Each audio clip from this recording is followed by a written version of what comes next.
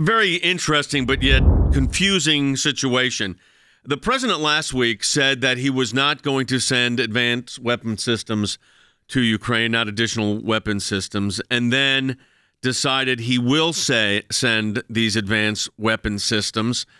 And there's an interesting New York Times opinion essay that says President Biden, what America will and will not do in Ukraine. And this is from is drafted by the president. Here's the problem. We are telling Russia what the United States will and will not do in Ukraine. When you ask yourself, does that make any sense from the military standpoint? It makes absolutely no sense. He continues to do this repeatedly, and it's a mistake tactically and strategically to actually tell Russia what their limits are. Anytime you tell an enemy what your limits are, they know how to plan their tactics and strategy, and they will respond accordingly. This was just from Monday.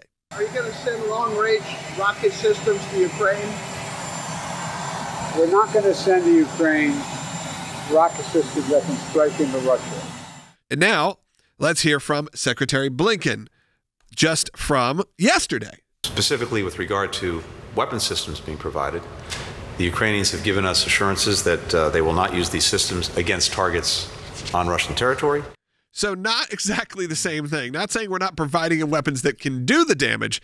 We're just taking their word for it. The question is, when they promise us they will not use them to fire into Russia, we have no way of making them keep that promise.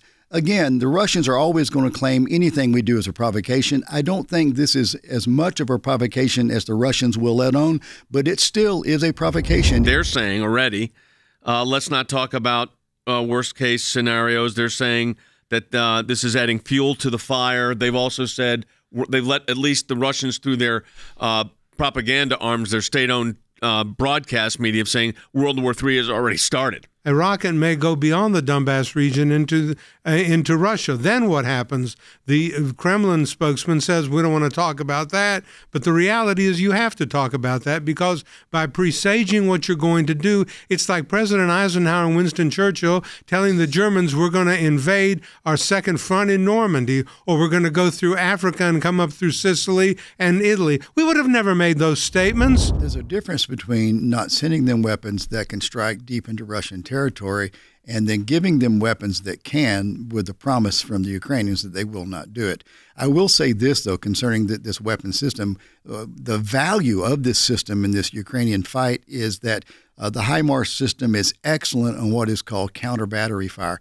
The Ukrainian civilian population is taking a pounding from Russian artillery, and what this system is capable of doing is whenever the Russians fire artillery, this system can immediately track where it's coming from and do what is called counter-battery fire and take out the Russian artillery.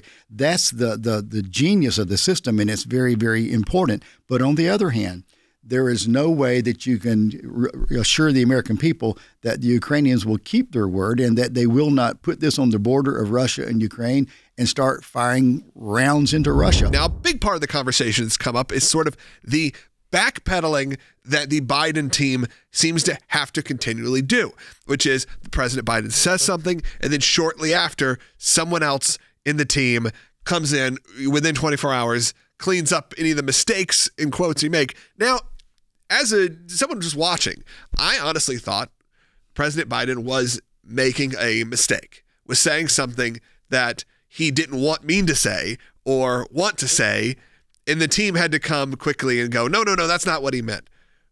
Reports are kind of coming out that that's not necessarily the case, and that President Biden is upset with the team that's coming in and batting cleanup. They're coming in and saying, no, we'll fix everything. We're going to make sure everything is okay. If it is true that the president is frustrated and unhappy that his staff is trying to clean up things that he does not want cleaned up, my question is, why has he not fired anyone? If I had a staff person that was undermining me and going back and countermanding what I say, at some point, I would let that person go. This is from NBC News. I'm just going to read it from you. It's called Inside a Biden White House Adrift.